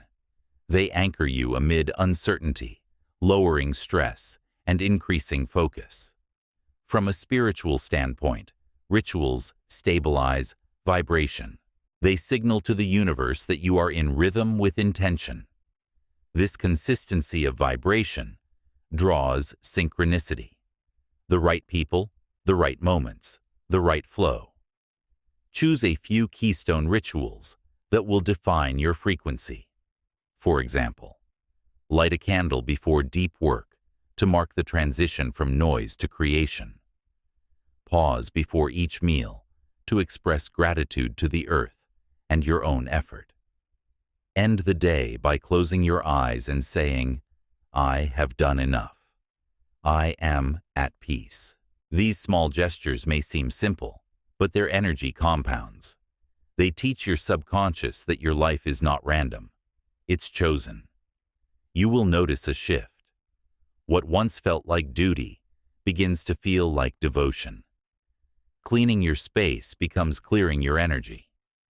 Paying bills becomes honoring exchange. Even waiting in line becomes practice in patience and presence. The external doesn't change. Your consciousness does. In physics, coherence means all parts of a system vibrate in harmony. Ritual creates coherence between body, mind, and spirit. It turns scattered effort into symphony. That's why people who live with sacred rhythm radiate calm power. They move with the current of life, not against it. There is another dimension to ritual. It anchors memory into energy. The mind forgets, but the body remembers pattern. When you repeat an act with intention daily, your energy field begins to associate it with stability. Over time, these patterns become your energetic armor. They protect you when the world becomes chaotic. But remember, ritual is not rigidity. Do not let sacred habits become cages. Their purpose is not to limit, but to liberate. They are tools for alignment, not proof of worth. The divine does not demand perfection. It responds to sincerity. If you miss a ritual, don't spiral into guilt. Simply return, gently, as you would return to breath in meditation.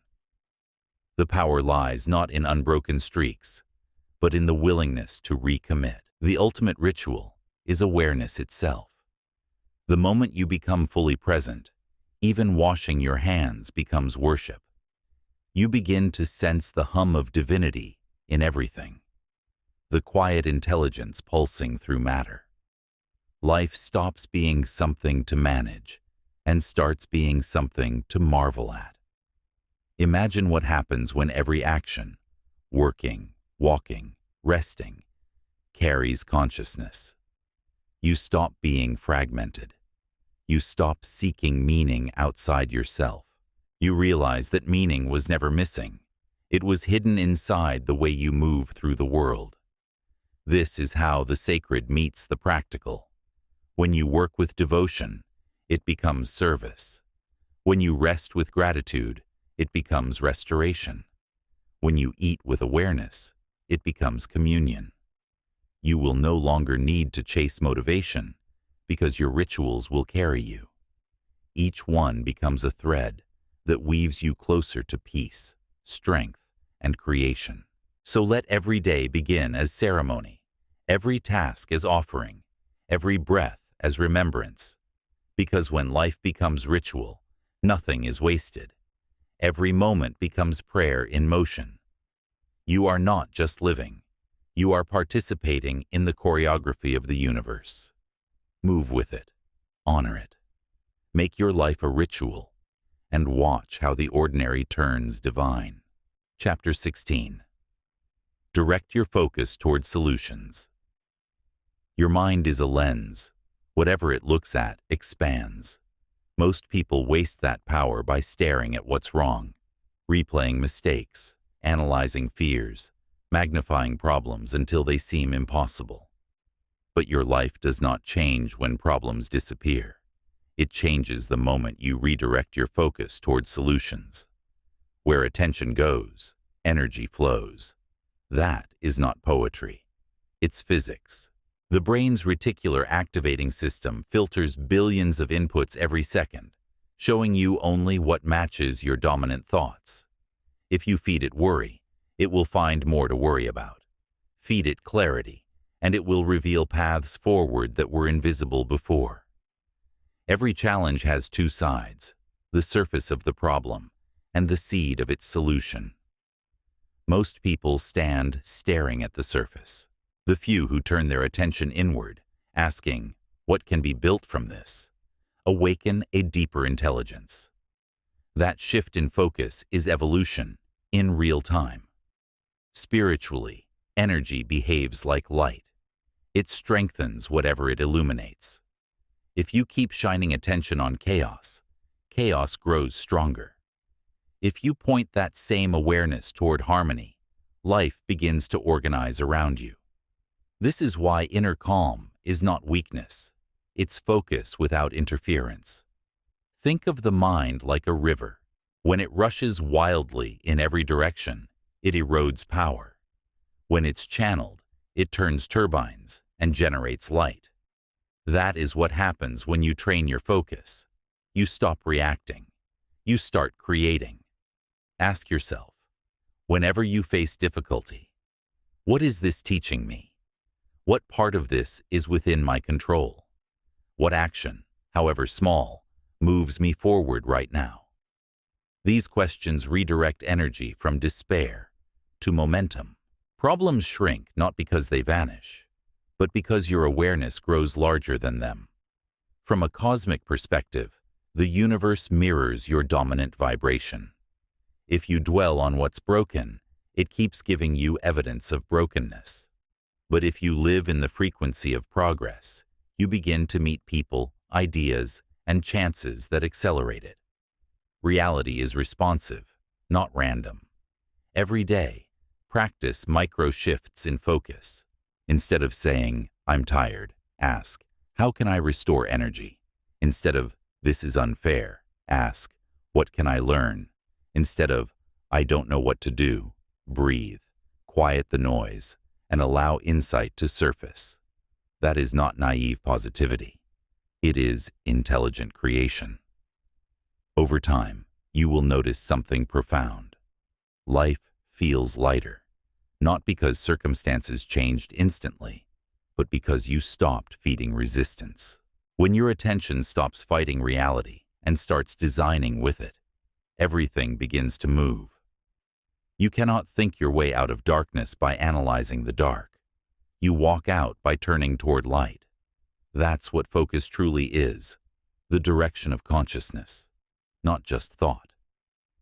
So guard your attention as you would guard your home. Choose consciously what you let inside.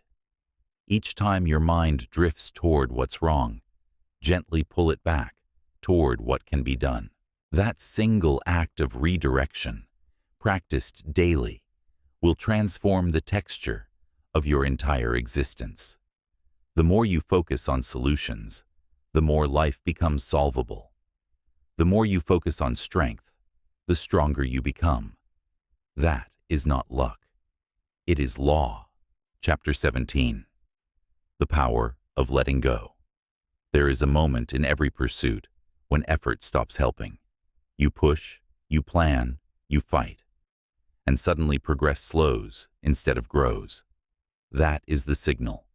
It's time to release. Not because you have failed, but because the energy of forcing has reached its limit.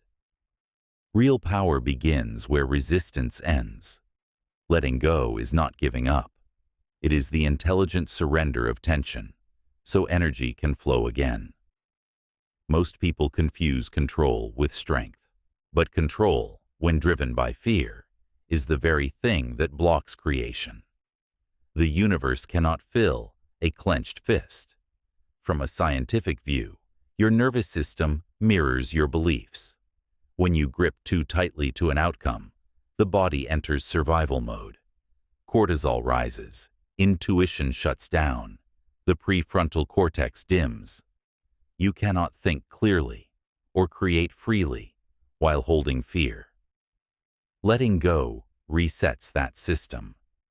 Your body shifts from defense to openness. Solutions start to appear because your mind is no longer a closed circuit. Spiritually, letting go is alignment with the higher rhythm. Every wave retreats before it returns stronger. Trees shed leaves not in defeat, but in preparation for renewal. The same law applies to you. When you stop forcing, you make space for direction to emerge. Ask yourself, what am I still clinging to? The need to be right, the fear of being behind, the obsession with how things must unfold. Every one of those attachments ties energy in knots. Release them one by one. When you do, clarity rushes in like air after suffocation. Letting go also means allowing others to walk their own paths. You cannot carry everyone's pace. When you stop trying to fix what isn't yours, you reclaim strength for your own journey. There is an ancient truth echoed in both physics and mysticism. Energy cannot enter a space already full. If you want new beginnings, you must create emptiness. That emptiness is not loss, it is readiness. Try this practice. Each night, before sleep, visualize everything that feels heavy. Expectations, regrets, pressure. Then imagine exhaling them as light leaves your body. Inhale peace, exhale attachment. It takes seconds but rewires the subconscious. You are teaching yourself that safety exists in release. When you learn to let go, you stop chasing outcomes and start aligning with timing. You begin to trust that what belongs will remain and what leaves was never required. That trust turns anxiety into awareness. Look at any area of your life where you have struggled the longest. Often, it's not because the goal is impossible, but because your grip is. The tighter the hold, the slower the flow. Paradoxically, the moment you relax, progress resumes. Letting go doesn't remove responsibility. It restores intelligence. It replaces panic with precision, strain with strength, noise with clarity. The universe responds faster to peace than to pressure. So, release the urge to control every detail. Focus on direction, not domination. Set your intention clearly. Then step back and allow life to meet you halfway. Freedom is not found in having everything go your way. It's found in knowing you'll be fine either way.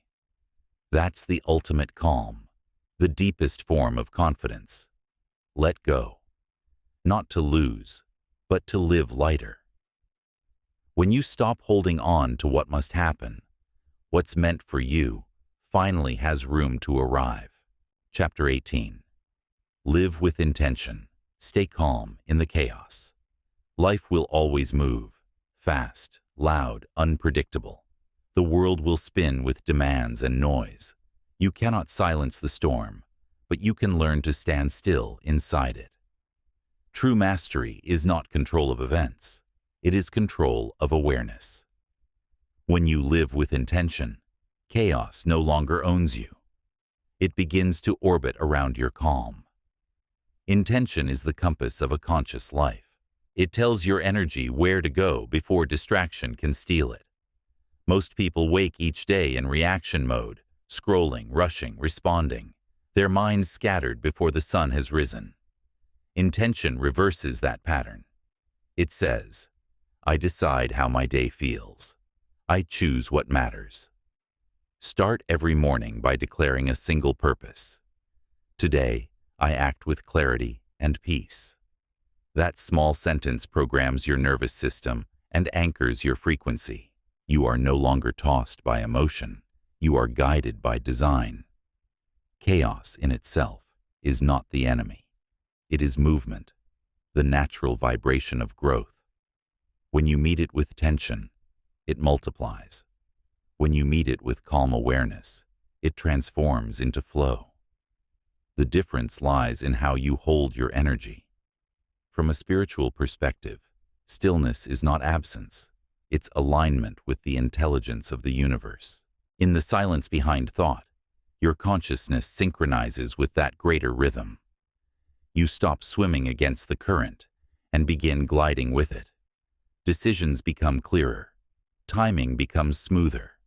Life starts to feel like cooperation, not conflict. Train yourself daily in this balance. Breathe before you react. The breath reconnects body and mind. Observe before you judge. Awareness dissolves confusion. Intend before you act. Intention turns randomness into precision. When you practice these three, you begin to notice a quiet shift.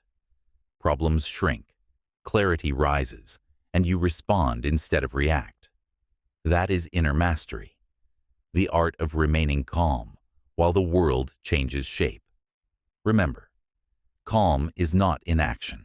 It's efficient energy. When your mind is centered, every move carries more impact. Like a surgeon's hand, still, focused, deliberate. That's what intention does. It turns motion into meaning. On the deepest level, intention is how the soul communicates with creation. Every thought, every choice sends a signal. When that signal is clean, without fear, without doubt, reality organizes itself to match it. That is the unseen technology of consciousness. Coherence creates results. When chaos surrounds you again, and it will, pause. Feel your feet on the ground. Hear your breath move through your body. Remind yourself, I am not the storm. I am the sky it moves through. The wind may scream, but the sky never breaks. Each time you return to that still point, you strengthen the bridge between peace and power. You become a stabilizing force, not just for yourself, but for everyone around you. Others will feel it, even without words. To live with intention is to act like your choices echo through eternity. Because they do. Every word, every focus, every heartbeat is creating something. So choose carefully, calmly, consciously. Stay centered, stay deliberate. Let purpose guide your days and peace guide your nights. In doing so, you no longer chase balance. You become it. Conclusion. The silence that creates power. Your life will not change by chance.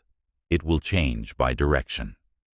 Every lesson in these pages leads to one truth. When you control your energy, you control your reality. Time, focus, and discipline are sacred tools. Each moment you act with awareness, one breath before reacting, 1 hour of deep work, one clear intention. You shift the shape of your future. The universe does not reward speed. It responds to coherence. When thought, emotion, and action move as one, life begins to cooperate. That is alignment. You no longer chase outcomes. You attract them by becoming the person they require. Stay calm when others panic. Stay intentional when others drift. Protect your attention as your greatest currency. Transformation isn't sudden. It's built quietly in ordinary moments done with extraordinary presence. So, breathe deeply. Focus clearly. Move deliberately. You are no longer waiting for the right time. You are the time. If this audiobook gave you even one moment of clarity, share it with someone who might need the same pause. And subscribe so next time, calm finds you first.